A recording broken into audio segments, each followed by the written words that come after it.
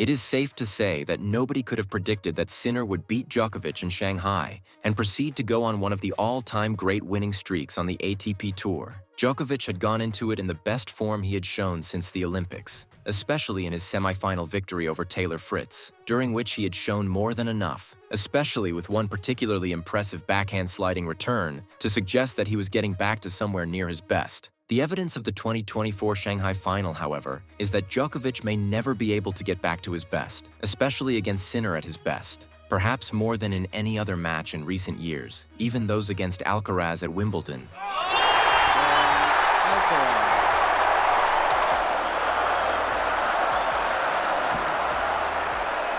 Djokovic was made to look his age by Sinner in Shanghai. He will be 38 in May, and having been comprehensively defeated by Sinner in the Australian Open semi-final last January, it is hard to see him being able to beat the Italian again over 5 sets in the future, or perhaps even over just 3 sets. In the post-match interview, Djokovic said that he came with the desire to fight for his 100th title, also mentioning that this was not a life-or-death situation for him. It's not live or die type of goal for me. I think I achieved all of my biggest goals in career.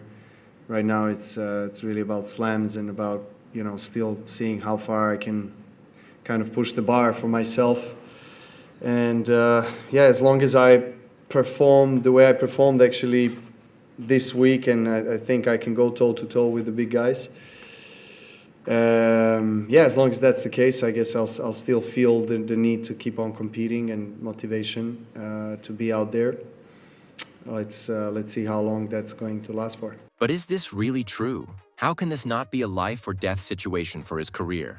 3 things says differently. This defeat may really be the end for the GOAT. Reason number 1 is that this was his worst performing season. Sunday's loss left him frustratingly short of becoming just the 3rd man after Jimmy Connors and Roger Federer to win 100 titles. Also, he ended this season without a Grand Slam. You have to go back to 2002 to find a season without a Grand Slam champion named Roger Federer, Rafael Nadal, or Djokovic. The 37-year-old Serbian tennis legend, who holds a record 24 Grand Slam titles, failed to add to his Grand Slam haul in 2024.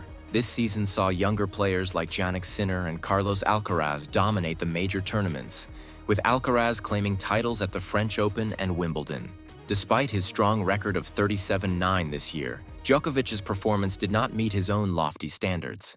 Well, I mean, comparing to most of my seasons throughout my career, this has been one of the worst performing seasons in terms of results. But, you know, it was going to come at some point where, you know, I wouldn't, you know, win slams and maintain that highest level for so many years in a row.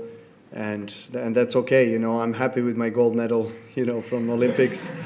That was the main goal for this year. Yes, he won the gold medal at the Olympics, and with that medal, he closed the trophy cabinet. The second reason why I think this is his end, at least as a title winner, is Sinner.